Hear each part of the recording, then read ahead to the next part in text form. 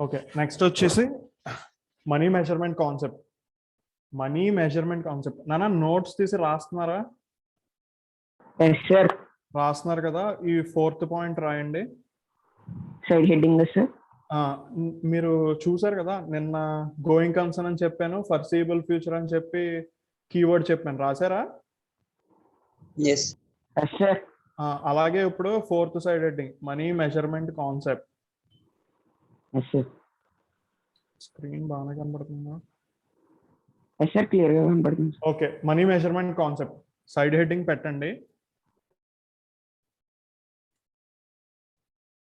Money measurement concept. Money measurement concept అని side heading పెట్టారు కదా, దాంట్లో ఏమని చేస్తారంటే కీవర్డ్ ఏమని రాస్తారంటే money and money's worth, or else money or money's worth. Keyword రాసుకున్నారా? రాసుకున్నామా? మనీ మెజర్మెంట్ కాన్సెప్ట్ అనే హెడ్డింగ్ లో మనీ ఆర్ మనీస్ వర్త్ అని రాసుకోండి. Okay, in accounting all the transactions are recording in terms of money. In other words, events or transactions that cannot be expressed in terms of money are not recorded in the books of accounts. Receipt of income, payment of expense, purchase of sales, etc. are monetary transactions that are recorded in the books of accounts. Whereas the event of machinery breakdown is not recorded as it does not have a monetary value. However, expenditure incurred for repair of machinery can be measured in monetary value and hence is recorded. Simple గా money measurement concept అంటే starting నుంచి మనం అనుకుంటున్నదే ఏంటి, monetary worth ఉన్న వాటి గురించి మాత్రమే మనం మాట్లాడుకోవాలి. అంటే డబ్బులతో వాల్యూ చేయగలిగే ఐటమ్స్ గురించి మాత్రమే మనం డిస్కస్ చేయాలి, అలాంటివి మాత్రమే అకౌంటింగ్ లో ఇన్వాల్వ్ చేయాలి. అది దాని అర్థం మనీ మెజర్మెంట్ కాన్సెప్ట్. అర్థమైంది కదా? అంటే ఆల్రెడీ స్టార్టింగ్ చాలాసార్లు చెప్పేసాను కదా, అందుకని చెప్పి అంత డెప్త్ అవసరమైన వాటికి ఎక్కువ టైం పెడదాం. ఓకే, ఇక్కడ వీడు ఎగ్జాంపుల్ ఏం చెప్పాడంటే సరదాగా చూడండి, where the event of machinery break down is not recorded as it does not have a monetary value. అంటే మిషన్ పనిచేయడం మానేసింది, మిషన్ పనిచేయడం మానేసింది అనే దాన్ని మనం రాయకూడదు. But the expenditure incurred for the repair of the machinery can be measured in monetary value and hence is recorded. But ఆ మిషన్ పనిచేయకపోవడం వల్ల మనం రిపేర్స్ చేయించాం, ఆ రిపేర్స్ చేయించడానికి కొంచెం డబ్బు ఖర్చు అయింది, సో దాన్ని రికార్డ్ చేయాలి అని చెప్తున్నాడు. ఎగ్జాంపుల్ క్లియర్ కదా? Yes sir, clear sir. డబ్బులకు సంబంధించిన అయితే మరి రాయాలి, మిగతా అన్ని అనవసరం అని చెప్పారు, అంతే సింప్లీ. నెక్స్ట్ కాన్సెప్ట్కి వెళ్దాం.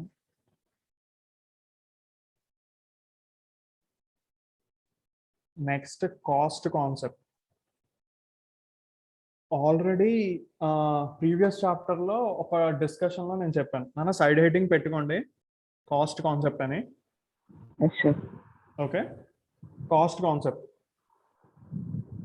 ఆల్రెడీ ప్రీవియస్ చాప్టర్ చెప్తున్నప్పుడు ఒక పాయింట్ లో చిన్న ఈ కాస్ట్ కాన్సెప్ట్ గురించి చిన్న డిస్కషన్ కూడా చెప్తాను, ఒక ఎగ్జాంపుల్ కూడా చెప్తాను, గుర్తు చేయడానికి ట్రై చేస్తాను. ఏంటంటే as per this concept, an asset is ordinarily recorded at a price paid to acquire. It means at its cost, and this cost is basis for all subsequent accounting for the asset. The assets recorded at the cost at the time of purchase may systematically be reduced through depreciation. Cost concept అంటే ఏంటంటే నాన్న, మనం accounting లో asset ఏ cost కొన్నామో అది మాత్రమే mention చేయాలి. ఇప్పుడు rate పెరిగిపోతుంది కదా అని చెప్పి అది మార్చేయకూడదు. అర్థమైందా? ఆల్రెడీ దీని గురించి ముందుసారి చెప్పాను నాన్న, ల్యాండ్ వాల్యూ పెరిగిపోతుందని చెప్పి మళ్ళీ ఆ పెరిగిపోయిన ల్యాండ్ వాల్యూని మళ్ళీ అక్కడ చెరిపేసి రాసేయడం, లేకపోతే ఏదో కొట్టేసి రాసేయడం అలా చేయకూడదు. స్టార్టింగ్ ఏ వాల్యూతో కొన్నామో ఆ వాల్యూని మాత్రమే రాయాలి అని చెప్పా. ఓకే, ఇక్కడ కాస్ట్ కాన్సెప్ట్ లో రాసుకోవాల్సిన కీ టర్మ్ ఏంటంటే రికార్డెడ్ ఎట్ కాస్ట్ ఓన్లీ అని రాసుకోండి.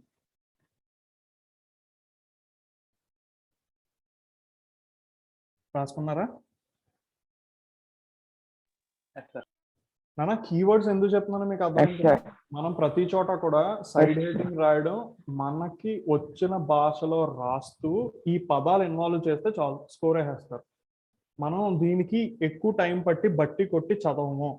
అకౌంటింగ్ కంప్లీట్లీ ప్రాక్టికల్, థియరీ కూడా వస్తుంది, బట్ ఈ కాన్సెప్షువల్ నాలెడ్జ్తోనే మనం రాద్దాం.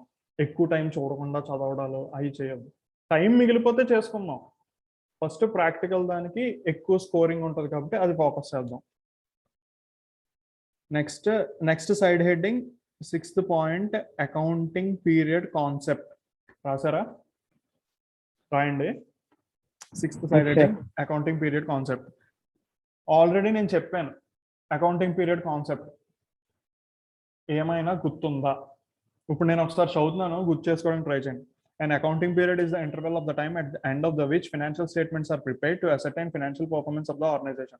The preparation of financial statements at a periodic intervals helps in taking timely corrective action and developing appropriate strategies. The accounting period is normally considered to be of 12 months, and accounting books are closed at the end of every year, either at the end of March or December. Okay. నాన్న నేను already చెప్పాను కదా నాన్న, ఒక period fix చేయాలి, ఎందుకంటే ఒక్కొక్కరు business అన్న అకౌంటింగ్ పీరియడ్ కాన్సెప్ట్ గురించి నేను ఏమన్నా చెప్పినట్టు మీకు గుర్తొస్తుందా? ఒకసారి హ్యాండ్స్ రైజ్ చేయండి.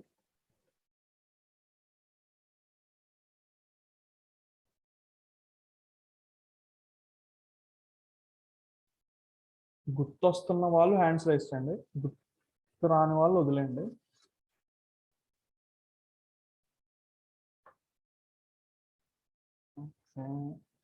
పర్లేదా? సాగర్ ఏప్రిల్ 1st అదే అదే అదే అలాగే ఏదో నీకు గుర్తొచ్చింది చెప్పు. అంటే ఫస్ట్ 2 days లేని సార్, ఆ తర్వాత రోజు ఏదో అన్నారు సార్, ఏప్రిల్ 1st నుంచి మార్చ్ 31st వరకు. Okay okay okay okay okay మళ్ళీ చెప్తాను. పర్లేదు, నువ్వు కంగారు పడుకో, నెక్స్ట్ క్లాసులో కూడా ఫ్లో వచ్చేస్తుంది. అందరికీ గుర్తుందా? ఓకే, హ్యాండ్స్ లోవర్ చేయండి. ఒక్కసారి మనోడికి సరిగ్గా అర్థం అవ్వలేదు కాబట్టి ఒకసారి 5 minutes, ఒక 2 minutesలో క్లోజ్ చేసేస్తాం. బిజినెస్, ఒక్కొక్కరు బిజినెస్ ప్రాఫిట్ అర్న్ చేయడానికి ఒక్కొక్క టైం పీరియడ్లో క్యాల్కులేట్ చేసుకుంటూ ఉంటారు. అంటే ఇప్పుడు చిన్న ఫ్రూట్స్ బిజినెస్ అనుకోండి, మార్నింగ్ నుంచి ఈవినింగ్ వరకు చేసి ఈ రోజు నాకు ఇంత లాభం వచ్చింది అని క్లోజ్ చేసుకుంటాడు. అదే ఒక కిరాణా బిజినెస్ అనుకోండి, ఈ రోజు ఏ ట్రాన్సాక్షన్స్ జరగదు, అలాగని చెప్పి నాకు లాభం రావట్లేదు అని కాదు, రేపు ఎక్కువ జరగచ్చు, లేకపోతే ఎల్లుండి ఎక్కువ జరగచ్చు, లేకపోతే అవతల ఎల్లుండి ఎక్కువ జరగచ్చు, లేకపోతే ఒక నెల రోజులు ఆగిపోయినా తర్వాత నెల ఎప్పుడో డిమాండ్ ఉన్నప్పుడు ఎక్కువ వచ్చేయచ్చు. సో అసలు నీకు ప్రాఫిట్ ఎంత వస్తుంది అని చెప్పాలంటే ఒకడు ఒక్కొక్క రోజుకి చెప్తాడు, ఒక్కొక్కడు 2 రోజులకి చెప్తాడు, ఒక్కొక్కసారి ఒకడైతే ఈ నెల రాలేదు ఆ నెల వచ్చిందని చెప్తాడు. ఇలా కాకుండా అందరికీ ఒకేలా ఉండాలని చెప్పి జనరల్గా 12 months తీసుకున్నారనమాట. అందరూ 12 months పెట్టుకోండి, సో ప్రాఫిట్ ఎంత వచ్చింది అనేది ఈ పీరియడ్లో ఎవరికైతే వస్తుందో అది మాత్రమే చెప్పండి అని చెప్పారు. మన ఇండియాలో జనరల్లీ ఫినాన్షియల్ ఇయర్ అనేది 1st April నుంచి నెక్స్ట్ ఇయర్ 31st March వరకు క్లోజ్ చేస్తాం. కొన్ని కంట్రీస్లో 1st January నుంచి December 31st వరకు క్లోజ్ చేస్తారు. సో వాళ్ళ కంట్రీస్ బట్టి ఆ కాన్సెప్ట్స్ ఉంటాయి. సో ఈ అకౌంటింగ్ పీరియడ్ అనే కాన్సెప్ట్ గుర్తుంది కదన్నా, అది విషయం. సో ఎప్పుడు కూడా ఒక 12 months తీసుకోండి. అంటే 12 months తీసుకుని చేసుకోవాలా సార్, అంతకన్నా తక్కువ చేసుకోకూడదా అంటే చేసుకోవచ్చు, నీ ఇష్టం. కాకపోతే ఏంటంటే మనం బేసిక్గా కొన్ని రూల్స్ పెట్టుకున్నాం కదా, ఆ రూల్స్ మాత్రం కంపల్సరీ అందరూ ఫాలో అవ్వాలి. కొందరు అంటారు, ఓ పని చేస్తాను సార్, నేను 3 monthsకి ఒకసారి నా ప్రాఫిట్ క్యాలిక్యులేట్ చేసేసుకుంటాను అంటాను. చేసుకో, కాదని ఎవరన్నారు. కానీ ఎవరన్నా అడిగినప్పుడు మాత్రం ఫినాన్షియల్ స్టేట్మెంట్ ఇయర్కి మాత్రమే ఇవ్వాలి, ఇయర్కి మాత్రమే చూస్తాం. ఎందుకంటే ఇప్పుడు ఈ బేసిక్ రూల్స్ ఉన్నాయి కాబట్టి ఎవరైనా సరే ఫినాన్షియల్ స్టేట్మెంట్స్ చూసారనుకో, interested parties or stakeholders, అంటే ఆ ఫినాన్షియల్ స్టేట్మెంట్స్ వల్ల ఎవరెవరికైతే ఉపయోగం ఉంటుందో వాళ్ళు చూస్తారు, చూసి ఓకే ఇది ఇయర్కే తయారు చేశారు అని అనుకుంటారు. ఎందుకంటే అందరూ అలాగే చెయ్యాలని పెట్టుకున్నారు కాబట్టి. Every user assumes that these concepts are being followed. అంటే ప్రతి యూజరు కూడా ఈ ఒక అజంప్షన్లో ఉంటాడు, ఎస్ ఎవ్రీథింగ్ ఈజ్ ట్రూ, వీళ్ళందరూ ఈ కాన్సెప్ట్స్ ఫాలో అవుతున్నారు అని. ఎందుకంటే కంపల్సరీగా ఫాలో అవ్వాలని చెప్పేశారు. ఓకేనా? చాలు అకౌంటింగ్ పీరియడ్ గురించి. అకౌంటింగ్ పీరియడ్ కాన్సెప్ట్లో మీరు కీ టర్మ్ ఏమని రాసుకుంటారంటే పీరియాడిసిటీ. అంటే పీరియాడిసిటీ అని పెట్టండి.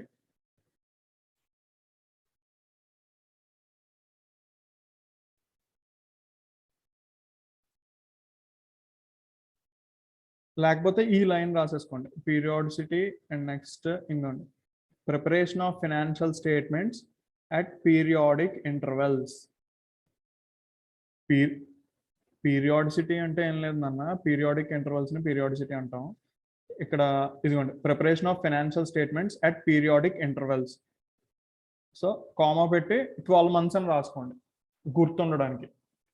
ఇంకా గుర్తుండడానికి సరదాగా అంటే ఇది ఓవరాల్ అంటే డిఫరెంట్ కంట్రీస్కి ఇది. సో ఇది మన ఇండియాలో అయితే 1st April నుంచి 31st March వరకు కావాలంటే రాసుకోండి, లేకపోతే మనం ప్రాబ్లమ్స్ చేసేటప్పుడు ఇండియన్ బుక్సే ఫాలో అవుతున్నాం కాబట్టి అన్ని 1st April నుంచి 31st March వరకే మనకి ఆటోమేటిక్గా మన పెన్ వెళ్ళిపోతూ ఉంటుంది. ఓకే, నేను నెక్స్ట్ కాన్సెప్ట్కి మూవ్ అవుతున్నాను. అక్రూవల్ కాన్సెప్ట్, ఇది కొంచెం ఇంపార్టెంట్ అన్న, కొంచెం అర్థం అవ్వడానికి టైం పడుతుందేమో అనుకుంటున్నాను, కానీ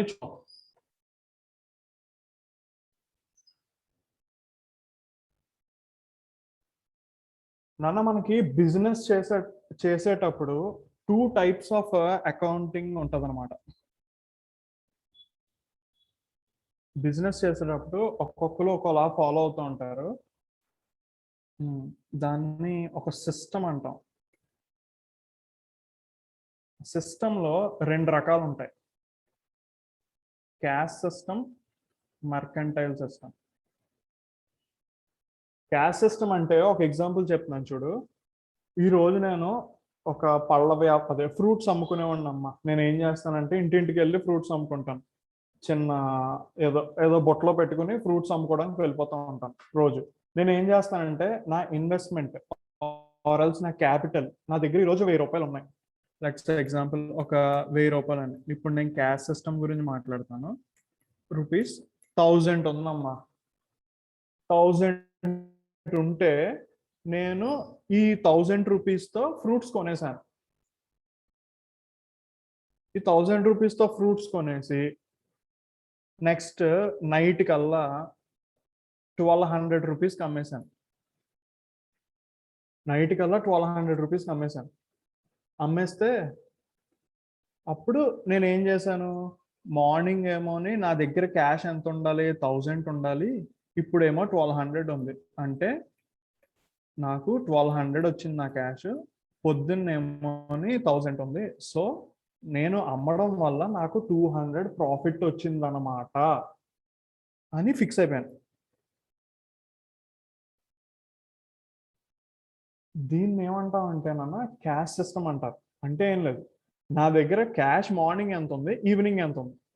అలాగే బిజినెస్ రన్ చేస్తున్నప్పుడు ఇయర్ స్టార్టింగ్లో క్యాష్ ఎంత ఉంది, ఇయర్ ఎండింగ్లో క్యాష్ ఎంత ఉంది, ఆ మిగిలిన యొక్క బ్యాలెన్స్ మాత్రమే 200 ఉంది కదా, అది ప్రాఫిట్. అలా జడ్జిమెంట్ చేసేస్తాను. ఇది ఒక టైప్ ఆఫ్ అకౌంటింగ్ అనమాట. సో ఇక్కడ వీళ్ళు ఏం చెప్తున్నారంటే క్యాష్ సిస్టంలో అయితే అలా చేస్తాం కదా, కానీ అలా చెయ్యొద్దు. మర్కంటైల్ సిస్టమ్, మర్కంటైల్ అనే టెర్మినాలజీ మీకు ఫౌండేషన్ నుంచి వస్తుంది, కంగారు పడకండి. క్యాష్ కానిది అని గుర్తుపెట్టుకోండి.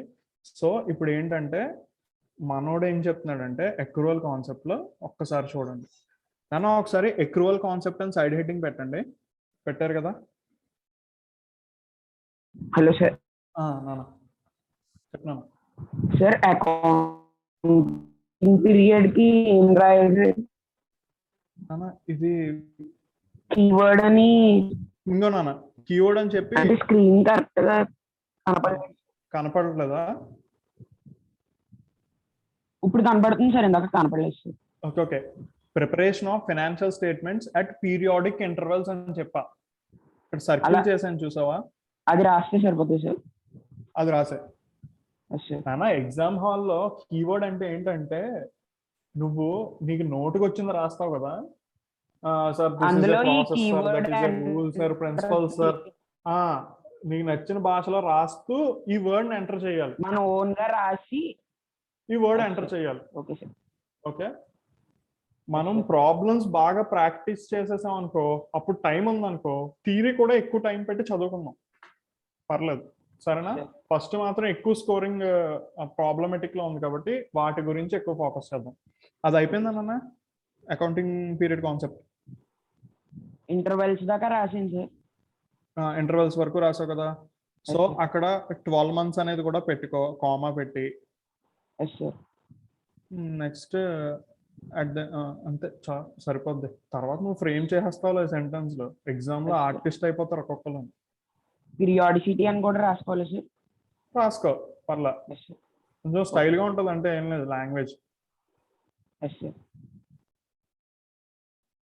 మీరు సిఏలోకి ఎంటర్ అయిపోయాక టెర్మినాలజీ అంతా ఇలాంటి టెర్మినాలజీ వాడతారు. అంటే ఇంటర్మీడియట్ లో కాబట్టి కొంచెం ఏమంటారు, నార్మల్ లెవెల్ ఇంగ్లీష్ వాడతారు. సిఏ ఫౌండేషన్ నుంచి మీరు కొంచెం సోఫిస్టికేటెడ్ లాంగ్వేజ్ వచ్చేస్తూ ఉంటుంది ఆటోమేటిక్ గా. Yes sir. ఓకే, ఇంకో చూడండి, అక్రూవల్ కాన్సెప్ట్ సైడ్ హెడ్డింగ్ పెట్టండి. కనపడుతుంది కదా స్క్రీన్, ఒకసారి చదువుతున్నాను చూడండి. Under the cash system of accounting the revenues and expenses are recorded only if they're actually received or paid in cash irrespective of accounting period to which they belong. అర్థమైందా? అంటే ఏం లేదు, క్యాష్ లో receive చేసుకున్నాయి, cash లో pay చేసినవి మాత్రమే వాళ్ళు రికార్డ్ చేస్తూ ఉంటారు దేంట్లో, క్యాష్ సిస్టమ్ ఆఫ్ అకౌంటింగ్ లో. But under the accrual concept occurrence of claims and obligations in respect of incomes or expenditure, assets or liability based on happening of any event, passage of time, rendering of services are recorded even though actual receipts or payments of money may not have taken place. నేను చదువుకుంటూ వెళ్ళిపోతున్నాను, దాని అర్థం ఏంటంటే మీకు అర్థమైపోద్దని కాదు. ఒకసారి casual reading ఇస్తున్నప్పుడు మీరు ఆ వర్డ్స్ ని చూస్తారు, నేను దాన్ని ఎక్స్ప్లెయిన్ చేస్తాను. నేను వర్డ్ టు వర్డ్ ఎక్స్ప్లెయిన్ చేయండి అన్న, నేను కాన్సెప్ట్ని ఎక్స్ప్లెయిన్ చేస్తాను. మీరు ఇంటికి వెళ్ళి ఆ కాన్సెప్ట్ని ఆ రీడింగ్తో సింక్ చేసుకోవాలన్నమాట. ఓకేనా? ఇన్ రెస్పెక్ట్ ఇక్కడ వరకు చెప్తాను. ఇప్పుడు అక్రూవల్ కాన్సెప్ట్ అంటే ఏమంటున్నారంటే,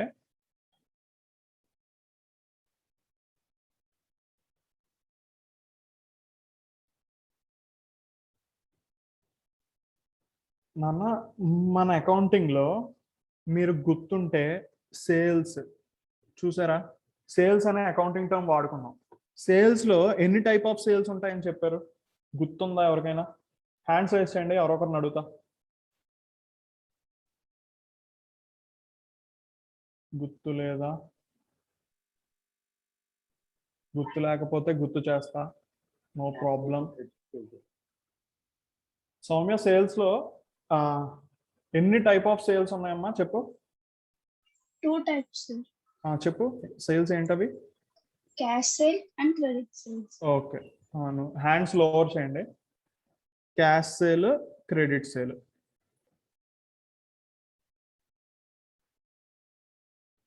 ఇప్పుడు ఏంటంటేనన్నా, క్యాష్ సేల్ అంటే తెలిసిందే కదా, క్యాష్ వచ్చింది. క్రెడిట్ సేల్ అంటే ఏంటి? డబ్బులు ఇవ్వరు, తర్వాత ఇస్తాను అని చెప్పి వెళ్ళిపోతారు. ఇప్పుడు మనం 31st మార్చ్ కల్లా మనం ప్రతి ఇయర్ ఫైనాన్షియల్ స్టేట్మెంట్స్ క్లోజ్ చేస్తాం. సో మన ప్రాఫిట్ ఎంత, లాస్ ఎంత అనేది చెప్పమంటారు కదా. ఇప్పుడు నేను జస్ట్ క్యాజువల్గా రాస్తున్నాను, మీరు కంగారు పడకండి. ఉంది కదా, సేల్స్లో క్యాష్ సేల్స్ ఉంటాయి, క్రెడిట్ సేల్స్ కూడా ఉంటాయి. సో ఇప్పుడు ఒక 50,000 క్యాష్ సేల్స్ ఉంటాయి, క్రెడిట్ సేల్స్ ఉంటాయి. ఓకేనా? ఇప్పుడు నీ ప్రాఫిట్ ఎంత అని అడిగితే ఈ సేల్కి వచ్చిన మొత్తం ప్రాఫిట్ని మనం రికగ్నైజ్ చెయ్యాలి. ఎందుకంటే సార్ ఇందులో క్రెడిట్ సేల్ ఉంది కదా సార్, వాడు ఇంకా డబ్బులు ఇవ్వలేదు, సో నేను రికగ్నైజ్ చెయ్యను అని అనకూడదు. అదే అక్రూవల్ కాన్సెప్ట్ అంటే. అర్థమైందా? అంటే మనకి డబ్బులు రావడం వెళ్ళిపోవడంతో సంబంధం లేదు, మనకి సేల్ అయితే జరిగిపోయింది. సో వాడు ఇవ్వాల్సిన ఆబ్లిగేషన్ అయితే, అంటే వాడు ఎవరంటారు, మన డెటార్ ఉన్నాడు కదా, అంటే క్రెడిట్ సేల్, మన దగ్గర క్రెడిట్ సేల్ జరిగింది, సో వాడు మనకి డెటార్ అవుతాడు కదా. సో వాడు మనకి ఇవ్వాల్సిన ఆబ్లిగేషన్ అయితే ఉంది. 31st మార్చిని ఇవ్వడాడు, ఇస్తే ఒక నెక్స్ట్ ఇయర్ 4th ఏప్రిల్నో లేకపోతే 5th ఏప్రిల్నో ఇస్తాడు. సో బట్ సేల్ మాత్రం ముందే జరిగిపోయింది కాబట్టి దాని యొక్క ప్రాఫిట్ రికగ్నైజ్ చెయ్యాలి అంటున్నాడు.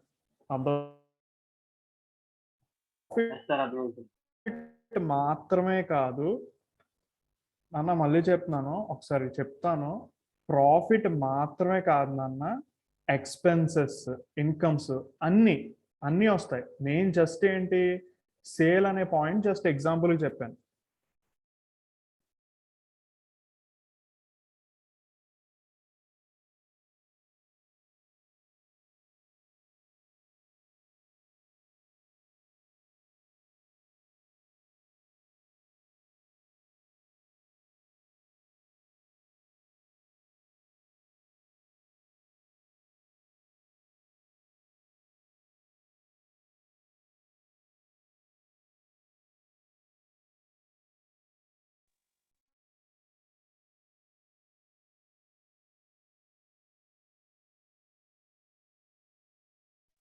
సార్ మీ వీడియో స్టక్ అయిపోయింది సార్. అవును సార్, వాయిస్ కూడా వినబట్లేదు సార్.